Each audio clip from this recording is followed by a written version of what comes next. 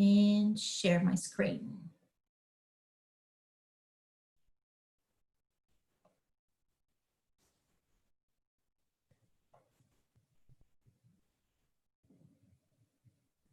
All right, hopefully, can you see my screen?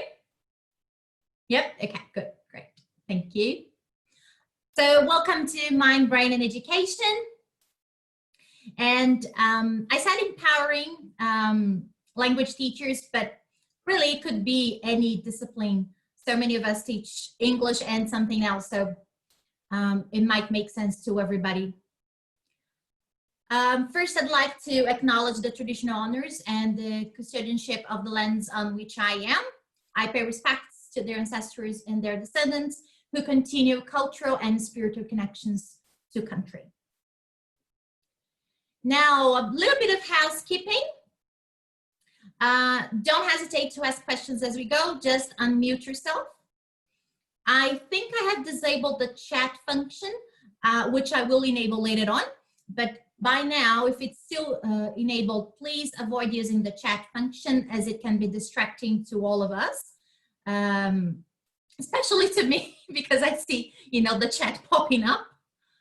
And if you really want to write down something and ask a question in written form, save your written question to the end and I'll stay here for as long as you need to answer all the questions that I will hopefully know the answer to.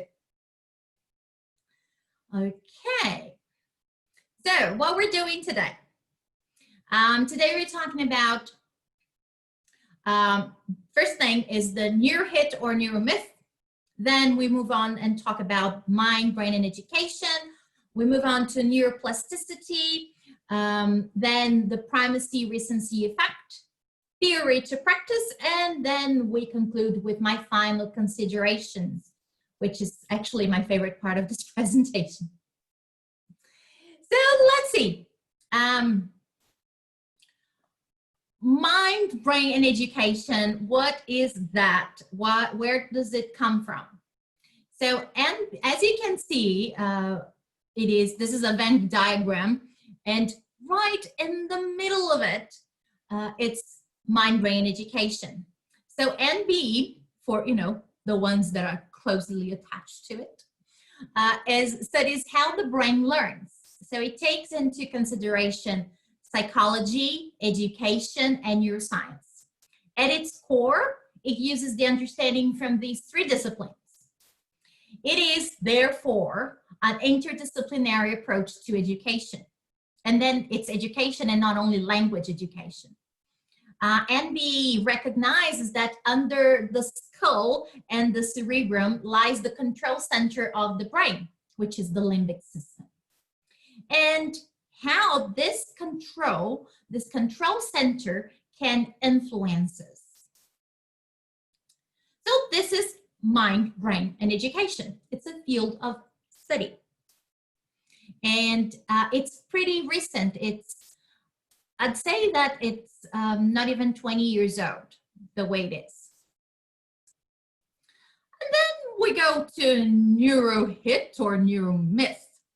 And that's why we need to have our reaction buttons working. But before, let's just split. I'm a linguist, so I like the origin of words. I like etymology. So neuro means a cell, a brain cell, and myth is a widely held but false belief or idea. And let's see together, how is your understanding of the neuro-hits or neuromyths? So they are partial truths, a neuromyth, which is a false belief about the brain and or its functioning.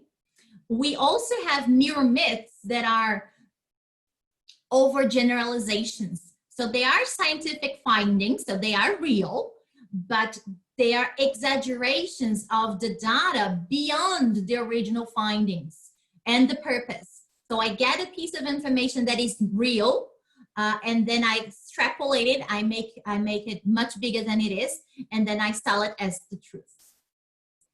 Neuromyths are also misinterpretation of real findings and data. So the data exists, but it's a misinterpretation of it. And finally, a neuromyth is also a misconception. So the wrong idea and beliefs. I also apologize for the amount of writing that you will see on my slides. I designed the presentation this way, so if you found the PDF of the slides and you wanted to know more about the information, then you didn't watch the presentation, so you just wouldn't know. So I added all the information to the slides, and then we get a lot of written text there. But please forgive me, this is for the greater good. So now you have the button myth. So if you think the question is a myth, you just show me a thumbs up. If you think it's a hit, you clap. So I'll give you some seconds after I read the question. So let's see how it goes. So myth or hit number 1. Children are less attentive in class after sugary drinks. Show me your reactions. Is it a myth or a hit? It's a hit, hit, a hit. All right, okay, and ta-da-da! It is a myth. Who could tell? So,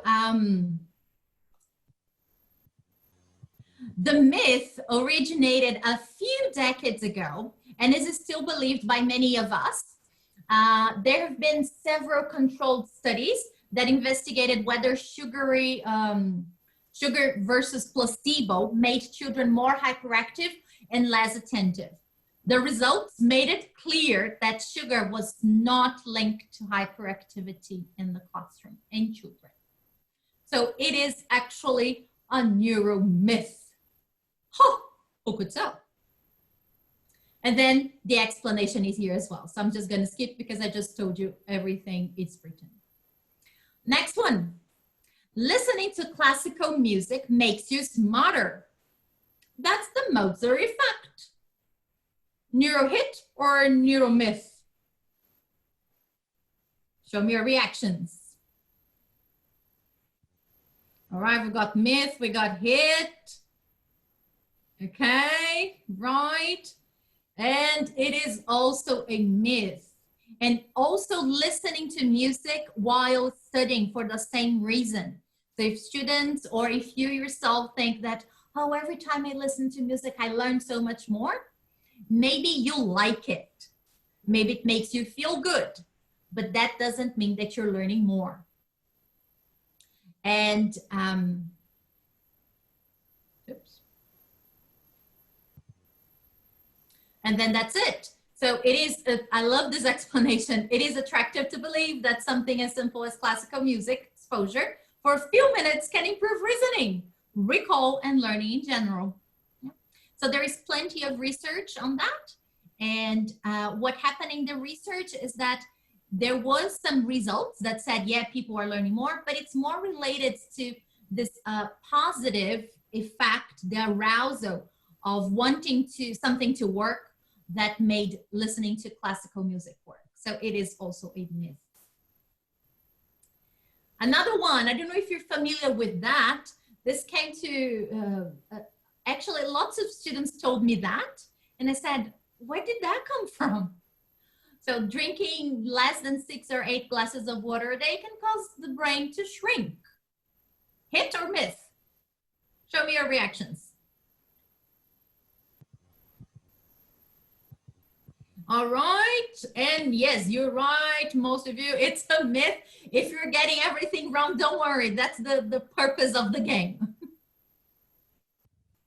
So, yeah, so the brain is 75% water, people. And there is the possibility of when people drink more water, or when students drink water and teachers ask students to drink more water, they become more alert. It is true, but they become more alert they become more alert. It's not that the water is making any effect. The water is actually, the fact that they stopped and refocused is what's making the difference here. So it's the refocusing, it's not the water that you're drinking. So it is a myth. Now, a very famous one. We only use 10% of our brain. We learned that at school. Hit or myth? That's a hit. That's a myth. Anything else? Okay. And it is a myth. Believe it or not. So this one is the most persistent and widely spread myth. We have no scientific evidence confirming this myth, not even to some extent, not even that. So there are several theories on the origin of this myth, but there is no solid evidence to suggest that we only use 10% or any other limited percentage of our brains. Existing data actually suggests that we use 100% of our brains. So there you go. That's a myth. One more. This is another famous one. Individuals learn better in their preferred learning styles. We learned that at school as well. Is it a near hit or a near myth?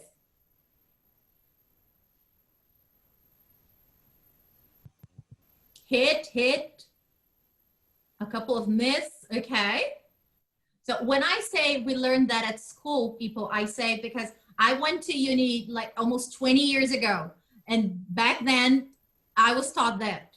So, ta-da-da-da, it is a myth. It's being debunked, yes. So currently instruction, there is actually no compelling evidence to justify incorporating specialized information to match preferred styles. What research says is that we should instead refocus on presenting content in a way that best fits the concept being taught. So we can say that people prefer to learn in a way, but that doesn't mean that they're learning more. It just means that they prefer to learn in that way. Okay.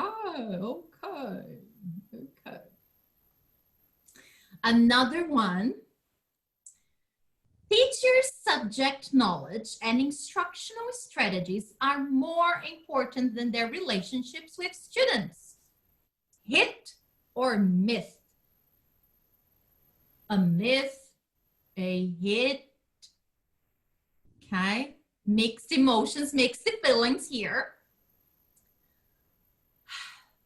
It is a myth. So for many years, knowing was enough. What a teacher knew, in other words, content knowledge, determined their status in a school. The more knowledgeable in a domain area, the better qualified the teacher.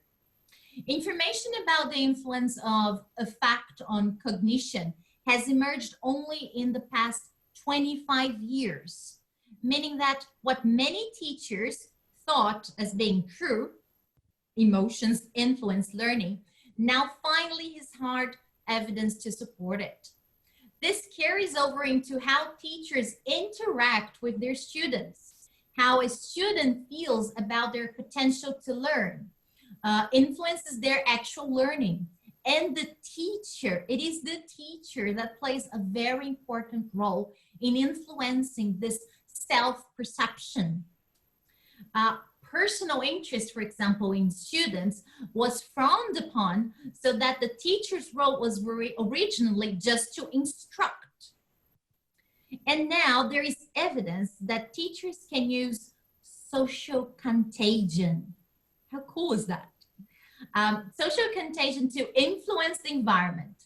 The field is called social cognitive neuroscience, and it seeks to understand how people influence each other on 3 levels. The social level, which is concerned with the motivational and social factors that influence behavior and experience. The cognitive level, which is concerned with the information processing mechanisms that give rise to social level phenomena. And the neural level, which is concerned with the brain mechanisms that work in the cognitive level processes. So social cognition can explain to a certain extent how teachers can actually influence the emotions and motivation level in the classroom. When we speak of good learning environments, these are dependent on the way the teacher manages the feel of the classroom, setting through social contagion. And then think about, do we smile because we're happy, or are we happy because we smile? So it is both.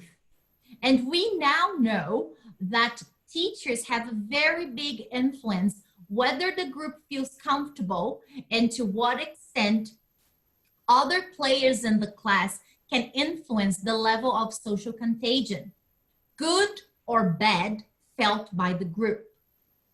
In fact, the teacher can manage the emotional state of the classroom, which means passion or boredom for the subject is contagious. And I think that this is a rather magical piece of information. We can change the perception of students regarding the subject we teach. I had, in those 22 years of teaching, I've had so many students saying, I can't speak English. I feel worried. I hate the language.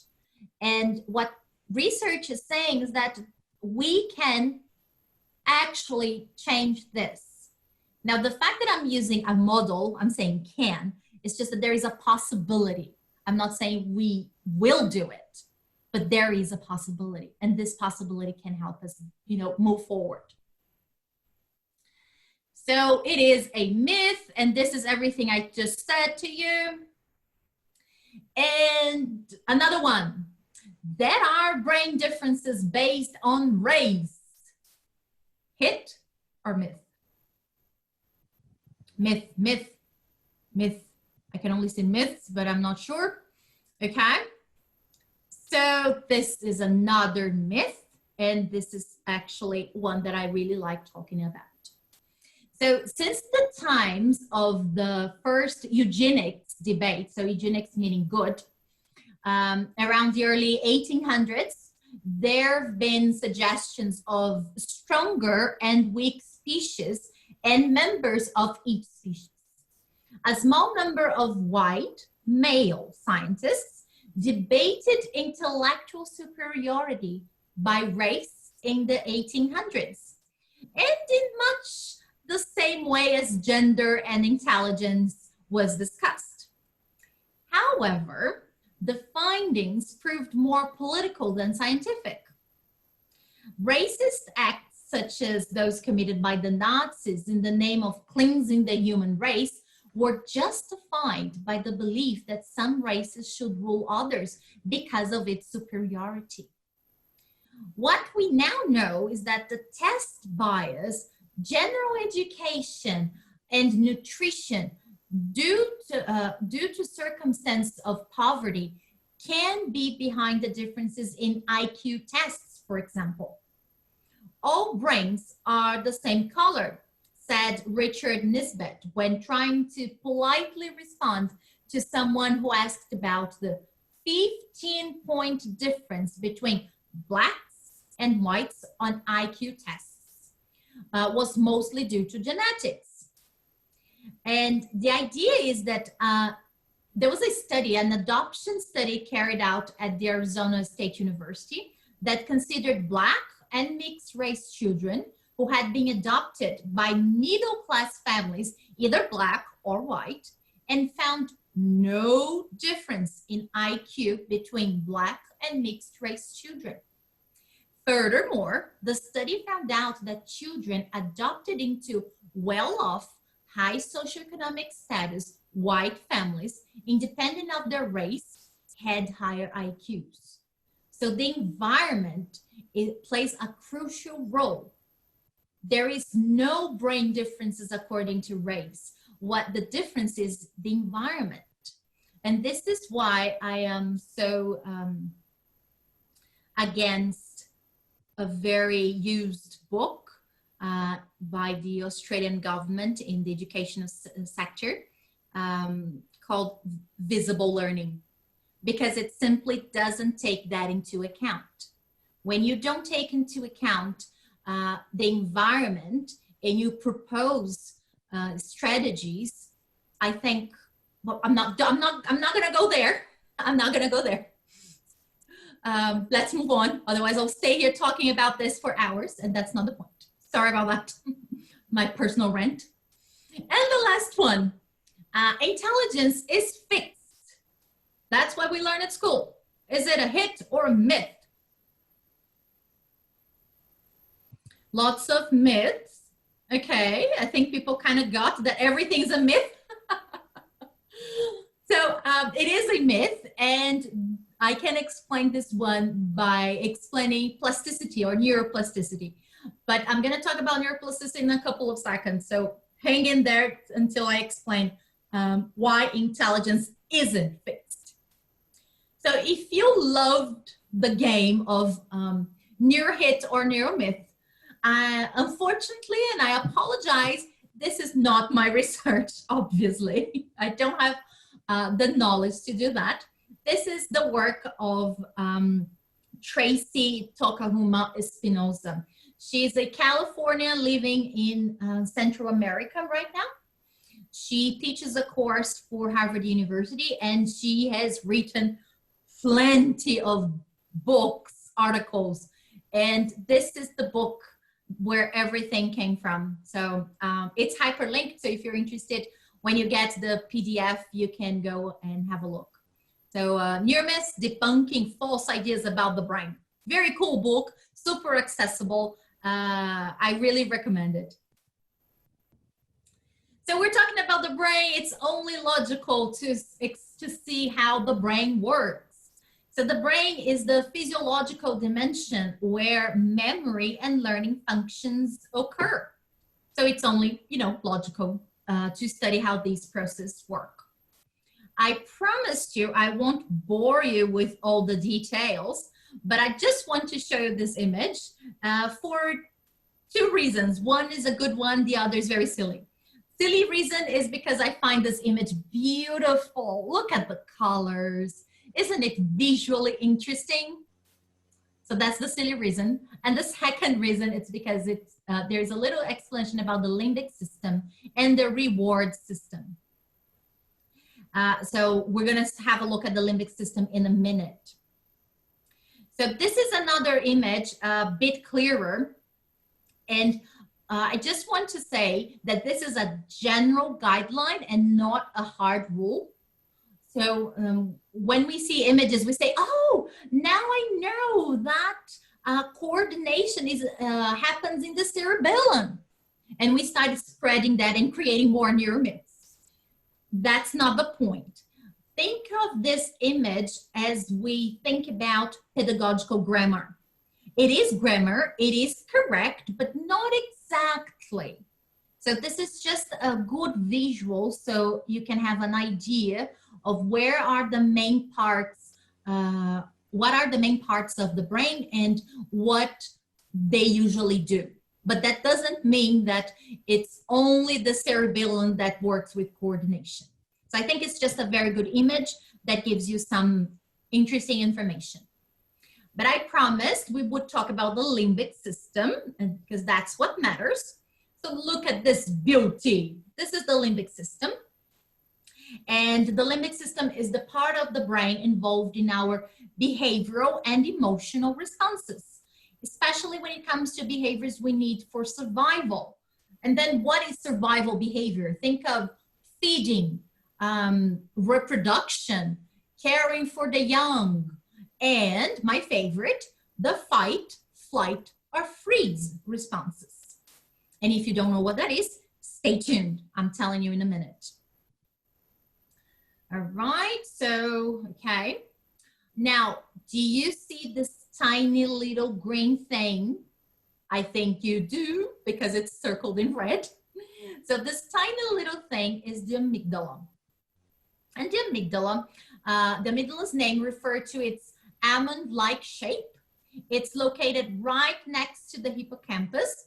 The left and right amygdala, because there are two, play a central role in our emotional responses, including feelings like pleasure, fear, anxiety, and anger. The amygdala also attaches emotional content to our memories, and so plays an important role in determining how robustly those memories are stored. Memories that have strong emotional meaning tend to stick. Think about all the implications that this has for learning. So they tend to stick, and the amygdala doesn't just modify the strength and emotional content of memories, it also plays a key role in forming new memories, specifically related to fear. So think about the fear students have of speaking the language.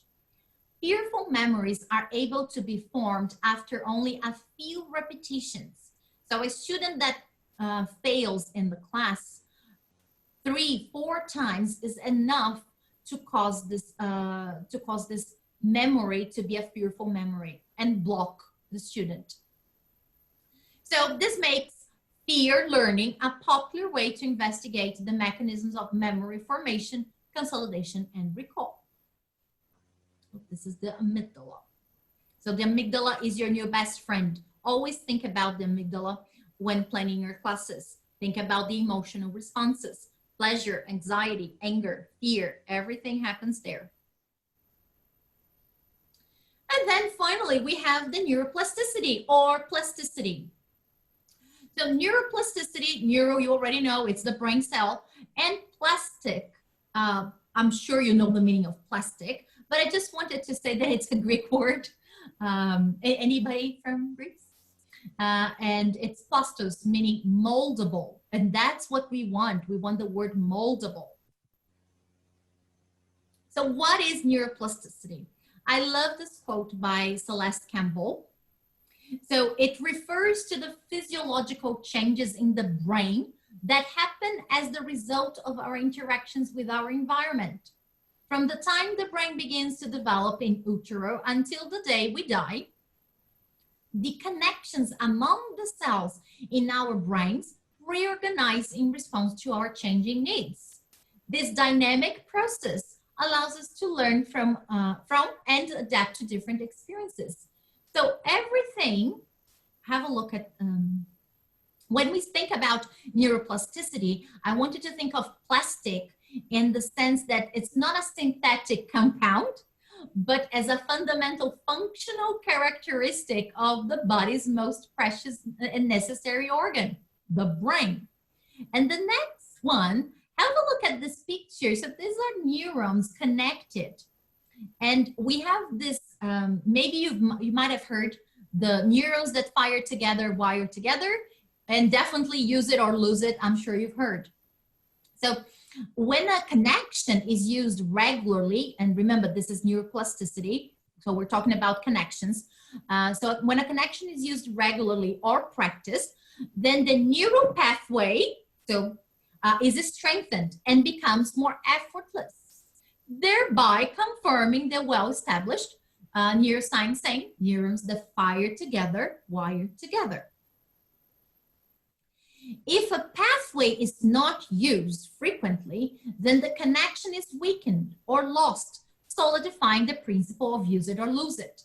So in terms of language, think about those people who say, oh, I used to speak whatever, I used to speak Spanish, but I haven't practiced in a while, so I don't think I speak it anymore. Or it's a bit rusty, or it's a lot rusty. Then neuroplasticity explains that. This is one of the possible explanations. So every experience we have in the classroom, whether through good teaching or bad, shifts the strength of connections between neurons. Whether we like it or not, it just happens. It literally changes the structure, function, and organization of the neurons in response to the new experiences we provide.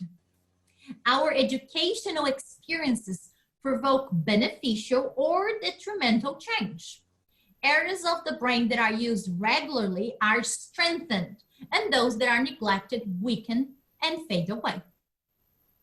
So think about neuroplasticity and repetition and practice. I know that in the recent past, we used to love drills, and then we started hating drills. But my suggestion for you is think about drills, for example, and what do they do? And are they that harmful? Remember that we are in the post-method era. So if drilling made sense and it makes sense to you and your students, why not use it? So I'm using drills as an example of something that we hated and loved, but it could be anything else. Just remember that areas of the brain that are used regularly are strengthened, and those that are neglected weaken and fade away. Use it or lose it. I think that has a lot to do with the way we plan our classes. And then you might be wondering, fine, Michelle, but what teachers can do to maximize plasticity or neuroplasticity? Everything. Because it is us that decide on the intensity, the when of the teaching, and the methodology, the how we teach. Sometimes we have some room in deciding the content, the what we teach. In certain contexts, we just don't. And because English teaching is so broad, I think I'll go with we don't have much choice about what we teach, but we definitely have choice regarding when and how, mainly how. So focus, there is an acronym that is RENEW. I love that, RENEW, which is reinforcement, novelty, enhanced attention, and well-being. If you focus that, this potentially can change how you teach and how students are going to learn. There is a lot. I could give a whole presentation on RENEW, but we don't have the time, so I'll just leave you with the acronym. And if you want to discuss more about it, just send me an email. I'm more than happy to talk about that. But we have, don't think that because of our curriculum constraints, we just can't do much. We can do a lot. And that doesn't mean that we have to spend more time prepping. Please, I would never suggest that we have to spend more time prepping. We already spend much. I'm suggesting that we can prep in a different way by using this different approach. So it's not more time, it's just using the time that we already spent in a different way.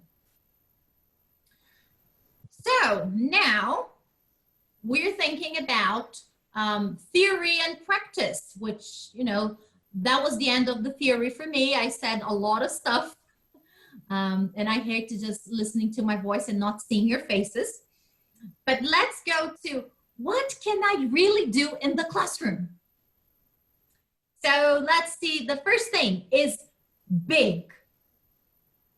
And if, you know, we were face to face, I would ask what you think big is, but since we're not, I'll give you the answer. So big is background, discover and goals. Try to discover students' interests. Try to discover students' background and their goals, their needs and their wants. And whenever possible, try to plan your classes based on that. I'm not saying it's easy, but I'm saying it's possible. And most importantly, think about prior knowledge. It is not because a student cannot yet produce spoken language that their comprehension doesn't exist. It is there. It can be there. And it is up to us to stop with unreal assumptions and discover the truth. Yeah? So prior knowledge is essential, and it is there. The amount or the level of prior knowledge, it is for us to discover. So let's make connections between what we do in class and students' real lives. Think about past experiences as well and how they can shape learning in students' life. So this is big. And I was talking about cognitive psychology a couple of slides ago, and I really like this quote. It's so powerful. It's old. Look, it's 1968, but it is so powerful and bold. I'm not saying it's completely true, but I like it because it's bold. So I'll just read it with you. If I had to reduce all of the cognitive psychology to one principle, it would be this. The most important single factor influencing learning is what the learner already knows. Ascertain this and teach him accordingly. So many of us, when we pre-teach or when we elicit, we are already doing this. I'm asking you, do more, do even more. And make sure that students are aware that you know that they know. So change your eliciting face from, yeah, to, yes, give me more. Show enthusiasm. Remember, social contagion. And then there is something called elaborative interrogation. I use this a lot, which is, it's a strategy within this broad idea. And it involves asking how and why questions and finding the answers. So students can do this independently or with the teacher helping or in pairs or in groups. And elaborative interrogation, I have a quote here for you, enhanced learning by supporting the integration of new information with existing prior knowledge. So have a look at this one, elaborative interrogation. Very nice. And basically, if you say, Michelle, I don't have the time to look it up, so just think about asking how and why. These are magical questions. Next one, go for emotion. People remember what moves them and what is personally relevant. And then you say, Michelle, I've got 40 students in a group. How can I make things relevant? Well, I know it's hard, and I'm not asking you to individualize relevance. But what you can do is, for example, use touching stories. And you say, and you know, I'm just going to make a quick parenthesis here. If you were trained as a teacher when I was, there was the issue of teacher talking time. And teacher talking time made people do crazy stuff. My goodness. For example, you have to explain a whole activity full of steps without talking to students. This is the extreme of teacher talking time. But I was told that that's what I had to do some years ago. But I think nowadays that we have to see teacher talking time through a different lens. Meaning, if your teacher talking time is high, but you are using a touching story, but you are facilitating self-disclosure, but you are helping students, then it's fine. Of course, in a language lesson, the important is students' production. But to get there, or to make this production relevant, you need to have a high teaching talking time. Then be it. I just wish that everybody could understand that or see that through this perspective. We have to look for emotion. We have to take care of students in this way. So how can we do that? So I said the telling stories and touching stories, unleashing creativity, organizing non-threatening competition, non-threatening competition, and fostering learning through discovery. All this work fine with emotion. The next bit, not sure if anyone or someone has heard of trauma-informed teaching. So first we have to start with what is trauma. And then we've got the definition here. It's an event or series of events that overwhelms the central nervous system. Trauma occurs when one's ability to defend, protect, or say no is overwhelmed. And I'd like to really emphasize the idea of say no. So when a student, especially the young ones, says no, and you can clearly see that, or you have questions, then I'm not sure if this child is misbehaving or if it's real.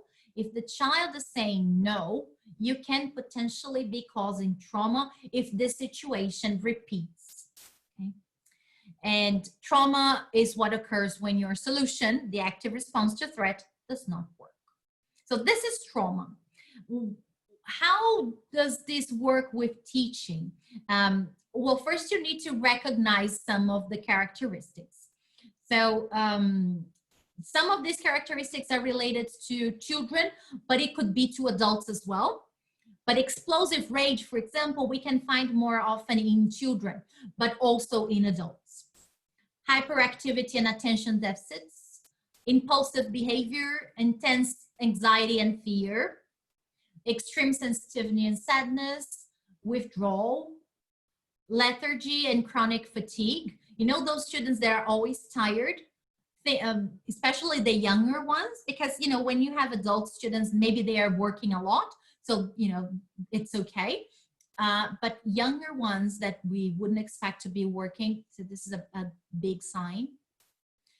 Slow motor movements and frequent and often inexplicable physical symptoms. So my arm hurts, I have pain somewhere. This is what usually happens. Oops, my goodness. Okay. So what do you have to do? It is difficult, but suppose that every student in your group has suffered some kind of trauma. And what do you do in your practice that is different? You basically use a non-threatening approach. That's it. So I could give you hundreds of things to do, but basically ask yourself, if something bad had happened to you and I did this action, or I asked you to do this thing, how would you feel? Threatened. If the answer is threatened, then change the activity, change the way you're thinking about the lesson. Teachers and parents are often really perplexed by explosive outbursts of emotional volatility and temper tantrums that seem out of proportion to the actual event.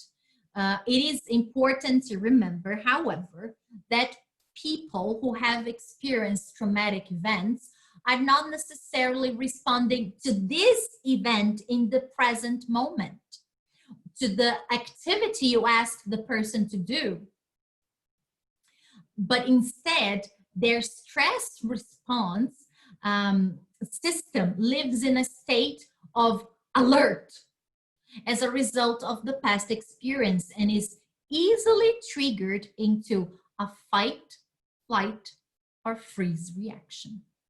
So sometimes you say, but I didn't do anything. I just asked John to stand up and walk around the classroom. And that was enough for a tantrum. So remember, possibly this child or this person is not reacting to what you asked, but to something else that happened to this person. And then we finally find the fight, flight, or freeze. I love this cartoon. I think it's awesome. You can fight me on flight. And there's also the freeze one. So when the fight, flight, or freeze response is active, the most helpful action we can take is to maintain our calm and provide resources and solutions. So if a child or an adult or a teenager is having a tantrum, what kind of solutions, what can you do? Proactive coping skills, choices, deep breaths, space to calm down. We need to do these things until the nervous system re-enters into a resting state. In other words, we cannot expect to engage a student in logic, reason, or consequences while they are in a fight, flight, or freeze state. Usually it's just the fight or flight when there's tantrums. Simply understanding that students are incapable, and that's the word, incapable of reason while escalated, can shift our perspective and response significantly. So if we understand that it's not their fault and that there's absolutely nothing we can do in terms of talking and showing, asking them, I shouldn't to find logic or reason or understanding consequences, this is not going to work. So find time, provide an environment, understand the situation, and later on, when the student is feeling more comfortable, you act. Fight, flight, or freeze. Very good and helpful for those of us teaching teenagers and children, and also those adults with trauma. My favorite bit, empathy. So empathy is a very complex construct, but with thousands of definitions. But let's stick to this one. That's a very simple and good one. So empathy is the ability to sense other people's emotions, coupled with the ability to imagine what someone else might be thinking or feeling. So do you show empathy in your class? Yes? How often? How much? Do you think students deserve it? What is your context? I'd say that there is absolutely no possibility of showing empathy in a wrong way. You can only profit from that. You can only help students by being empathetic. And yeah, so empathy is very important. And it is very important for us to put ourselves in their shoes. And especially if you teach migrant students or refugees, empathy, please, empathy. Remember this, it's probably the easiest thing for you to do. It doesn't require extra prep, and you will see the results very fast. The next one is give student choice and voice. So I know that many of us have a very prescriptive curriculum to teach, but that doesn't mean we can't give them choice or voice. So let them choose how to do activities, for example, individually, pair work, group work, choose their partners, do it now, do it later. I always plan my classes with at least 2 types of interactions that I believe will be the best for that particular activity. And then I ask students, would you like to do it now? Would you like to do it later? Would you like to do it in pairs? Would you like to do it as a group? Would you like to do it alone? Think about listening. So during listening tests or tests where they prepare for a pair or group work, let them decide if they want to do it alone or in pairs. Think about challenging listening tasks in pairs is also useful, since the students, usually focus on what they did understand, not what they missed, because they are exchanging information. So give them that. If they finished work, you can, those fast learners, you can say, well, keep going, do something else. And I always have an extra activity if they want to do it. Change partners, do the pair work again, do the other page, use Quizlet. Or really, there's nothing wrong with relax, do nothing. They are still learning, trust me. So give them choice and voice. They're human beings. We're not the center of the universe anymore. The classroom is not teacher-centered anymore. Even young children can choose something. I'm not saying that they should always do it. I'm just saying that it is a possibility, and it's good because they say, oh, I'm important, I get to choose. So do that. Another bit, let students create. So we've been talking a lot about STEM education and how the sciences are important. Our government has recently punished us, arts majored people, but research says otherwise, really. Research says that art can change a person's outlook and the way they experience the world. Evidence from brain research is only one of many reasons education and engagement in fine arts is beneficial to the educational process. Yeah. The arts, there is a researcher, he's very famous, he's called Eric Jensen. And his focus is neuroscience into education. He has a very nice book called Arts with the Brain in Mind. So Arts with the Brain in Mind. The systems they nourish, which include our integrated sensory, attentional, cognitive, emotion, and motor capacities are in fact the driving forces behind all other learning. So we should be focusing on art, even for STEM. So I am one of the advocates that we shouldn't be teaching STEM, but STEM with arts in there. And how does that translate into the classroom? Remember that we have the power of how to teach, even though sometimes we can't choose what to teach. But then why not use art? Get class sets of things like colored pencils, magic markers, scissors, glue sticks, colored papers. Make them write posters or interact with art. And if you think that's crazy, Michelle, then something very easy to do is a mind map. And this is a good example of a mind map using art. Group work, everybody writes a little bit, designs something. Super helpful. They will remember. Give it a try. So art, rules. Another bit, separate the stages. So our brain, and then we're going to talk about recency effect in a minute, but we don't get to remember much information. So think about phone numbers, for example. We remember them for a second and then they're gone. So when we think about an activity that is very long with very different stages, separate the stages and don't tell them at once. Just say, if the activity has 4 stages, tell students 1 stage. And then when they finish stage 1, go to stage 2, and then to stage 3, and then to stage 4, because they won't remember. And the worst, they're going to mix the stages. So separate the stages, but integrate knowledge.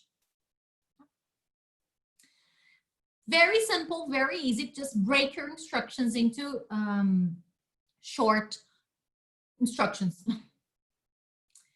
The next bit, and I promise you I'm about to finish. Just hang in there. The next bit is about recycling. I love the idea of attention plus memory is equal learning. So if memory is so important, we need to recycle what's there and build on what they already know. So I usually teach EAP, and every week my students are supposed to learn like at least 20, 40 new words. That's a lot. And they learn for week 1, 40 words, and then week 2, 40 words. And by week 3, they should know 120, and they barely know 40 because there's an overload and nobody's recycling. So we need to recycle what we learn. How can we recycle? Very easy. We have digital tools, EdTech tools to do that. My recommendations, Quizlet, flashcard tool, Cram, another flashcard tool with a great game, and Kahoot, great tool as well. I just wish I had time to talk about all the kinds of memory and how we can use them to help students remember, but I don't. So just say there that memory is important. And when a new concept is being taught, we first commit it to the working memory. And then after revision, we store it in the long-term memory. And then overloading the working memory, we reduce the amount of information we can move to long-term memory. So that's why we have to practice, and so that the way information is presented needs to reduce the cognitive load and facilitate learning. So with fewer words, more often, will help students learn better. Fewer words, more practicing more often. Another thing we can do to help students based on mind-brain education is to redesign the assessments. So we have, think about low or no stakes tests, self-testing, and open book exams. And before I run out of time, which I have already, think about the primacy and recency effect. And look at this picture very carefully. This was a research, and this is a class, a 40-minute class, and then you have the prime time from 0 to 20, and then in the middle we have the downtime, which means people are not actually learning much, and then we have primary time again. What does it mean? It means that we can actually first work with the content and then work on the warmer. Because if students are going to remember what we did in the very beginning of the class, then we have to give them the new information here. And then leave the warmer or the practice for the downtime. And then use the second part with new information again. So this is very interesting, the primacy recency effect. You can just Google it. This is an old thing. It's studies on that started in the end of the 1800s. But what I really would like to tell you today is I am passionate about mind-brain education because I always want to teach, to help my students learn the most they can and to teach them in the best possible way. But there's a big but there. This is Jacques I don't know how to say his name, Rancière. And he wrote this book that is called The Ignorant Schoolmaster. It is one of my favorite books. He talks about a schoolmaster and everything and many things that this person did to the school. And basically the message is not everything that should be done has to be done.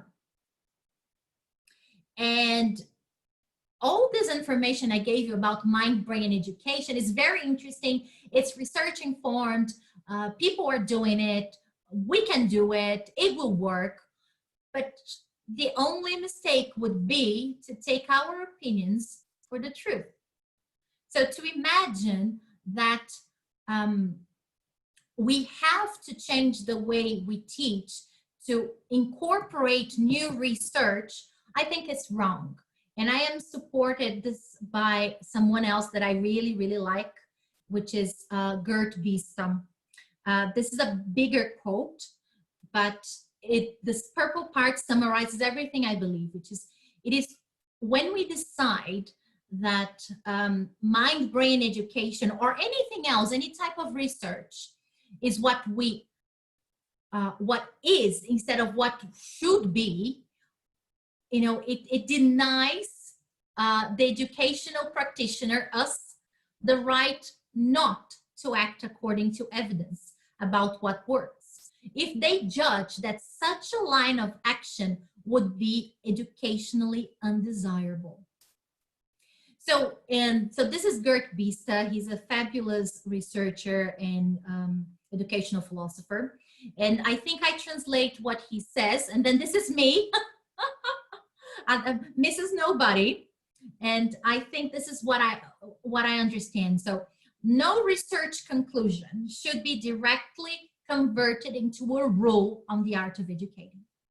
At best, research findings can serve as benchmark, inspiration, resources for practitioners, but never constitute rules to follow.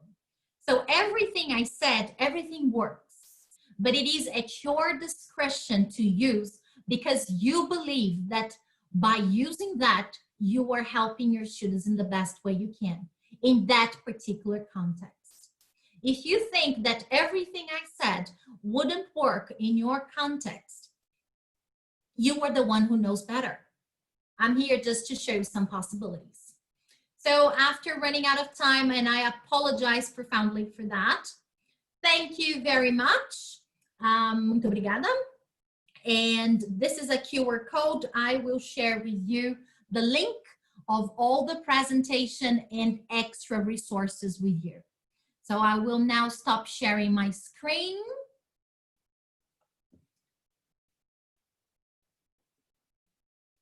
Ta-da! And if anybody has any questions, I am more than happy to try to answer them. And I'm sending you in a second the link that I told you about.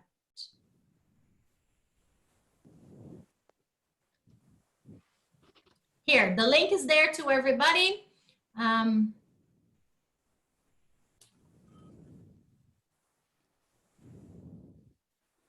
Does anybody have any questions? I'm not sure where the link, this is Marlene. Where is the link? It's in the chat. Can you see it? Yes. Yeah. Okay. Oh, okay. So you have the slides there and extra resources about mind-brain education if you want to investigate that further. Could we have the, before we finish, can we have some, maybe people can just ask a question, or do you want them to type it in? You can ask the question, just unmute yourself and ask a question, or send the question via the chat. Up to you, whatever makes you happier. Anyone got some questions?